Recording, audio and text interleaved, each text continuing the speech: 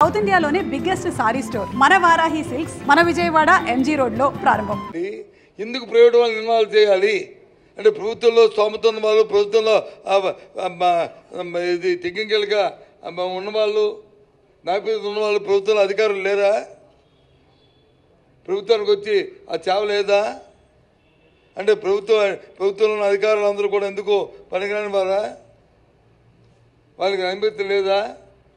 వాళ్ళు అడ్మినిస్ట్రేషన్ చేయలేరా? ఏమనుకుంటున్నారు? ప్రైవేట్కి ఎందుకు పెట్టాలి? ప్రజావైద్యం ప్రైవేట్ క్లాస్ పెట్టుకోమనండి,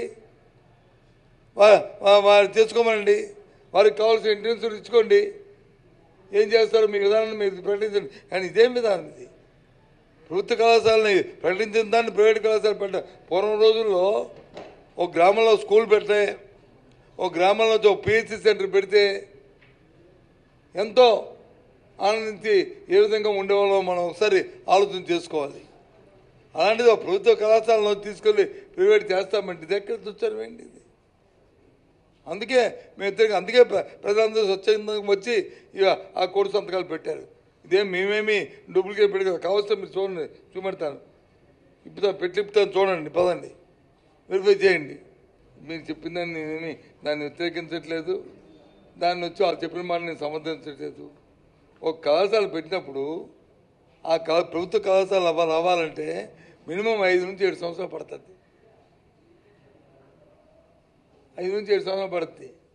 మరి 3 సంవత్సరాల్లోనే విజయనగరం మెడికల్ కళాశాలని పెట్టి దాన్ని ప్రారంభించాం కదా, ఫస్ట్ ఇయర్ అడ్మిషన్ చేశాం కదా, సెకండ్ ఇయర్ వచ్చినప్పుడు వచ్చి దాన్ని కంటిన్యూ చేస్తూ మీరు వచ్చిన తదుపరి వచ్చిన ప్రభుత్వం దాన్ని చేయాలి కదా, దాన్ని కట్టాలి కదా, దానికి కావాల్సిన ఇన్ఫ్రాస్ట్రక్చర్ తెచ్చుకోవాలి కదా.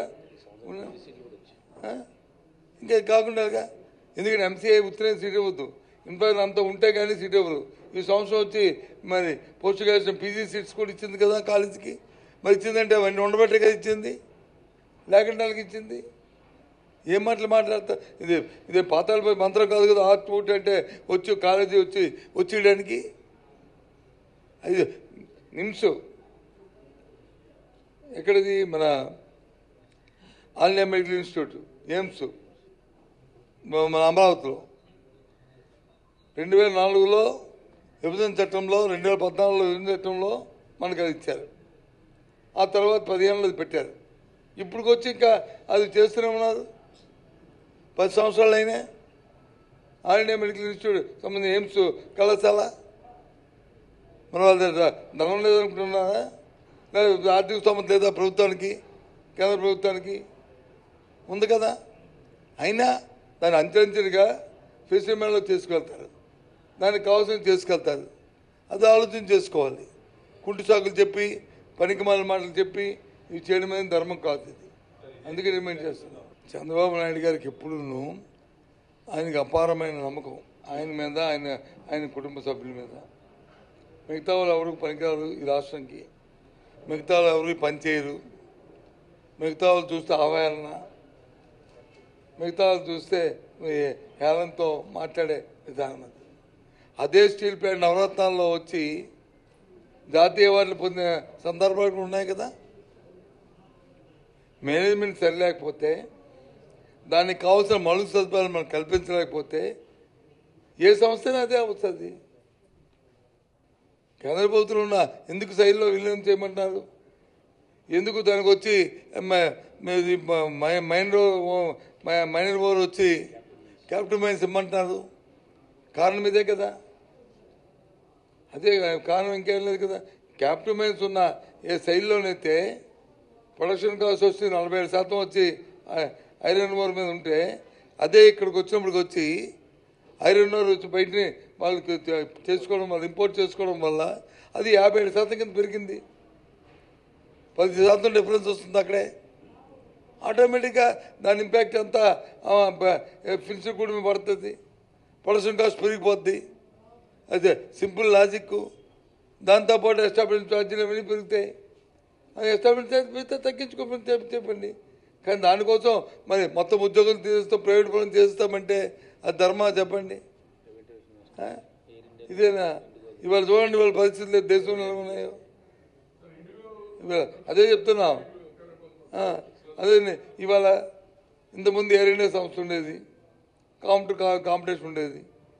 సరే ఎయిర్ ఇండియా సంస్థ సామర్థ్యం తగ్గిందని చెప్పి దాన్ని ప్రైవేట్గా చేశారు. టాటా కంపెనీ టేక్ ఓవర్ చేసింది. తర్వాత వచ్చి ఇంకో 4-5 ఎయిర్లైన్ సంస్థలు ఉండేవి, మనం చూసాం చాలా సంస్థలని.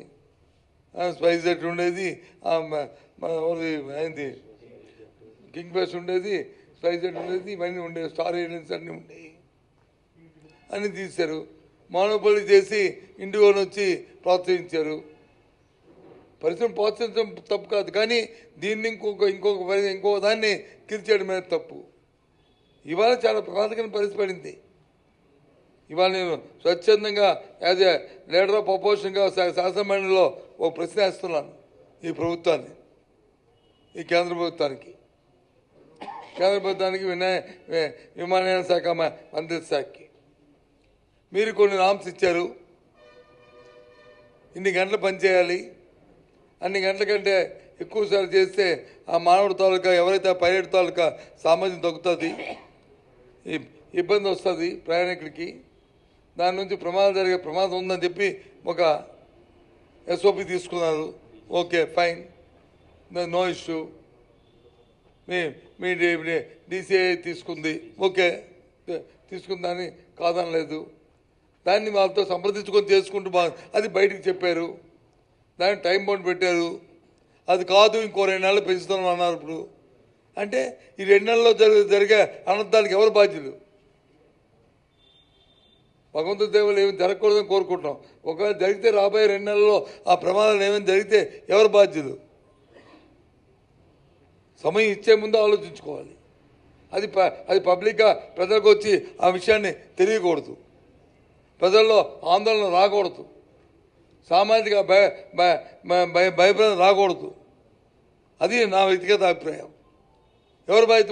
ఇప్పుడు ఫ్లైట్ ఎక్కాలంటే ఆ పైలట్ వచ్చి ఎన్ని గంటలు పనిచేశాడు, ఎంతవరకు ఉన్నాడు ఆలోచన అప్పుడే వస్తుంది నాకు. అది రాకూడదు సామాన్యుడికి, ప్రయాణికుడికి అది ఉండకూడదు. ధైర్యం ఉండాలి. అది ఇవాళ చేసిన ఈ గందరగోళం వల్ల, ఈ విమానయాన శాఖ చేసిన ఈ గందరగోళం వల్ల, వీళ్ళ అసమర్థత వల్ల ఇవాళ రాష్ట్రంలో ఉన్న ప్రయాణికులకి అందరికీ ఈ విధానం వచ్చింది. అది తప్పు కదా, అది దాన్ని మేము ఖండిస్తున్నాం. అందుకు దయచేసి ఇలాంటి మేము ఉండకూడదు. ఒకరి శాఖలో ఒకరు వేరు పెట్టి ఒకరు చేయవలసిన ఉద్యోగాలను ఒకరు చేయకుండా, మన అధికారులు మేము మనకు నమ్మకం లేకుండా ఏంటి కార్యక్రమం? ఎప్పుడు కూడా సమన్వయంగా వెళ్తేనే, ముందుకెళ్తేనే కార్యక్రమం జరుగుతుంది. ఇవాళ స్టీల్ ప్లాంట్లో ఉన్న ఎంప్లాయీస్ వాళ్ళందరూ కూడా ఎందుకు పనిచేయరు, వాళ్ళు సోమరపోతులు అని ముఖ్యమంత్రి స్థాయిలో అది మాట్లాడటం అది ధర్మం? అది ధర్మం కాదు కదా. అలాగే ఎయిర్ ఇండియా సంబంధించి ఇది ఇండియన్ విమానయాన శాఖ సంబంధించి అంటాడు, ఆ శాఖకు మంత్రి ఉన్నాడు, ఆ మంత్రి పని చేసుకుంటాడు. దాన్ని వచ్చి ఇక్కడ నుంచి ఈయన మన విద్యాశాఖ మంత్రి వచ్చి మానిటరింగ్ చేస్తాడట. What is non sense? అట్లా మాటలు ఎందుకు వస్తున్నాయి? ఎందుకు ప్రజల్లో ఈ అపోహలు సృష్టిస్తారు? దయచేసి మంచిది కాదు ఇలాంటి కార్యక్రమాలు. కాదండి, ఏంటి సిద్ధం, ఏంటి సవాల్? ఇదేం కుస్తీ పోటీ సవాల్కి, ఇదే మల్ల యుద్ధం సవాల్ చేయడానికిను దీనికిను ఏదైనా కామన్ సెన్స్ పాయింట్ కదా. Common sense. ప్రభుత్వ కళాశాలలో ఎన్ని సీట్లు ఉంటాయి? 3కి. మేనేజ్మెంట్ కోట ఎన్ని ఇచ్చారు? ఒక ఇచ్చాం కదా మనం, ఏబీసీ కేటగిరీలు. దానికంటే ఏమైనా పెంచడానికి అవకాశం ఉందా? దానికంటే మేమైనా మానిటరింగ్ చేయగలవా? దేనికోసం? ఏంటి మాట్లాడతారు? అసలు ఒకదానికి ప్రభుత్వం ఇచ్చిన ఆర్డర్లకినో చెప్తున్న మాటలకి పొంతం లేకపోతే ఎలాగా? ఏమనంటే తత్వపరులు అన్నారు, మమ్మల్ని విమర్శించారు, అది ఇది మాట్లాడతారు. బాధ్యత గల వ్యక్తులు మాట్లాడినప్పుడు బాధ్యతతో మాట్లాడాలి. నేను వాళ్ళు మాట్లాడుతున్న ప్రతి మాట బాధ్యతతో మాట్లాడుతున్నాను. నేను నాకున్న అనుభవంతో మాట్లాడతాను, సామాన్య ప్రజలను ఆలోచన చేసుకునే మాట్లాడుతున్నాను. ఎక్కడ కూడా ఈ దేశంలో ఎక్కడ కూడా జరగలే. నిన్న కాక మన మధ్యప్రదేశ్లోనూ ఇక్కడ ఇచ్చారు కాలేజీలు. ఎందుకు పెట్టారు మరి? ఇదే స్కీమ్లో పెట్టారు కదా.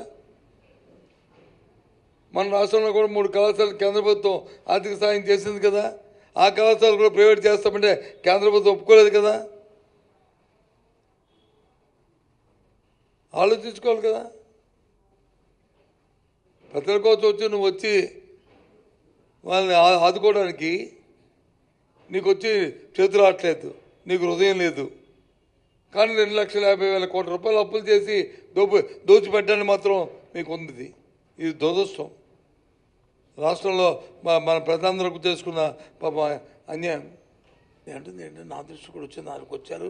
నేను అప్పుడే ముఖ్యమంత్రి గారికి లేఖ కూడా రాశాను, సంబంధిత మంత్రి ఇండస్ట్రీ మినిస్టర్ రాశాను, అలాగే చీఫ్ సెక్రటరీ రాశాను, అందరికీ ఫోన్లో మాట్లాడి చెప్పాను. ఆఫీసర్లకి మంత్రుల వరకు కూడా ముఖ్యమంత్రికి అయితే లేఖ పంపించాను. ఆయనతో మాట్లాడే అవకాశం లేదు కాబట్టి పంపించాను. ఇది చాలా తప్పు. ఎందుకంటే 1,200 ఎకరాలని ఎక్కడి నుంచి ఇస్తారు సామాన్యులు? ఎకరం ఒకటి. రెండోది మనకి ఆ కంపెనీకి ఏమైనా ఐరన్ ఓర్ పోనీ గనులు ఉన్నాయా? ఐరన్ క్యాపిటల్ మైన్స్ ఉన్నాయా? లేవు. అవి కూడా అంట రాష్ట్ర ప్రభుత్వం ఇవ్వాలంట. రాష్ట్ర ప్రభుత్వమే ఐరన్ ఓర్ ఇచ్చి రాష్ట్ర ప్రభుత్వం ఈ కార్యక్రమం ఇస్తే స్టీల్ ప్లాంట్ ఇవ్వచ్చు కదా. అది పెడుతుంది అంతా. ఎంతమందిని నువ్వు అక్కడ నుంచి ఎన్ని ఎకరాల భూమిని సేకరిస్తున్నావు, దాని లబ్ధిదారులు ఎంతమంది, దాని నుంచి ఎంప్లాయ్మెంట్ ఎంతమంది, ఏంటిది? అడితో ఏదో టైప్ అయిపోంటారు వెనక నుంచి బ్యాక్ డోర్లో. దానికోసం వచ్చి ఊరిక భూసేకరణ కోసం ఈ ఆలోచన తప్పు కదా ఇది. పునః ఏమైనా ప్రభుత్వ భూమా అప్పుడు ఆ రోజు జిందాలకు చేసామంటే జిందాలు చేసిన దాంట్లో 70-80% వచ్చి ప్రభుత్వ భూమి, తగిన భూమి వచ్చి ప్రైవేట్ వాళ్ళది. దానికి వచ్చి ఆ రోజున్న మార్కెట్ వాల్యూ కంటే ఎక్కువ డబ్బులు ఇచ్చి కొనిపించడానికి కొనిపించాము. ఆ ప్రభుత్వ భూమి కూడా ఎవరైతే ప్రభుత్వ భూమితో పాటు దాంట్లో ఉన్న అనుభవదారులు, దాంట్లో ఉన్న డిఫామ్ పట్ల ఉన్న వాళ్ళకి కూడా ఏ రకంగా పట్టదారికి ఇచ్చాము ఆ రకంగా ఇచ్చాము. వాళ్ళకి ఏ ఒక్కడికి ఇబ్బంది లేకుండా ఏ స్టోచ్చాడికి ఏంటి అర్థం అవ్వట్లేదు. చూశారు కదా మనం వాళ్ళ తాలూకా నిరసన, వాళ్ళ ఇబ్బంది. వాళ్ళకి మంచి జరుగుతుంటే ఎందుకు ఊరుకుంటారు రైతులు? ఎవరు దాన్ని ప్రేరేపించలేదు. వాళ్ళకే స్వచ్ఛందంగా వాళ్ళే ఇబ్బంది పడుతున్నారు. నేను అధికారులు అందరితో మాట్లాడాను, వాళ్ళతో అవసరమైతే రేపు శాసనమండలిలో కూడా దీని మీద వచ్చి పోరాటం చేస్తాం. అవసరమైతే రైతులందరూ కానీ వద్దంటే మాత్రం పెట్టడానికి వీళ్ళే. అయితే అది కోరుకుంటే ఓకే, మాకే అభ్యంతరం లేదు. అలాగని 100 మంది రైతులు ఒకరు వద్దంటే పెట్టడం లేదంటే తప్పు. 100 మందిలో కనీసం 80 మందిని ఒప్పుకుంటే ఓకే, 70 మంది ఒప్పుకుంటే ఓకే. కానీ 100 మందిలో 90 మంది 95 మంది కాదు, ఒక 5 ఎవరో తాబేదారుల మధ్యలో దళాలు వచ్చి అంటే పెడతా అంటారుగా. ఇది ప్రజల సమస్య. ఈ ప్రజా సమస్యతో మేము తీసుకున్న ఈ అంశాన్ని ఎవరు దీన్ని సమర్థించిన వాళ్ళందరితో పాటు ముందుకెళ్తాం. అవసరం అనుకుంటే వాళ్ళే ముందు పెడతాం. మాకేమి ఇంట్లో బేచాలు లేవు. మాకు ఈ సమస్య పట్ల కానీ స్టీల్ ప్లాంట్ పట్ల కానీ మాకేం మాకు ప్రజలతో పోయి ప్రజా సమస్యని ప్రజా పోరాటంగా చేయడమే మా ధ్యేయం. ఎలా చెప్తే మాటలు చెప్తే ఎలాగవుతాయండి? చేతలో ముందు ఉన్న ప్రైవేట్ కళాశాలలో ఇస్తున్న 30%ని ఫ్రీగా వాళ్ళకి ప్రజలకు అందించి ఏర్పాటు చేయమనండి. తర్వాత ఈ ప్రభుత్వం నమ్మకం రావాలంటే ఎక్కడ మానేసి ఏ విధంగా అవుద్ది? నువ్వు గవర్నమెంట్ కళాశాల అదే గవర్నమెంట్ హాస్పిటల్కి వెళ్ళి నీకు వైద్యం చేయకపోతే నువ్వు డాక్టర్ని పట్టుకొని ఎందుకు చేయమని అడుగుతావు? అడిగే ధైర్యం, దమ్ము, అడిగే అథారిటీ, అది హక్కు నీకుంది ప్రజాస్వామ్యంలో. అదే ప్రైవేట్ కళాశాలకు వెళ్తా అడగగలవా? అడిగితే వింటాడా? నేను పాత్రికేయుడినైనా వినడు. అర్థమైందా? ఓకే.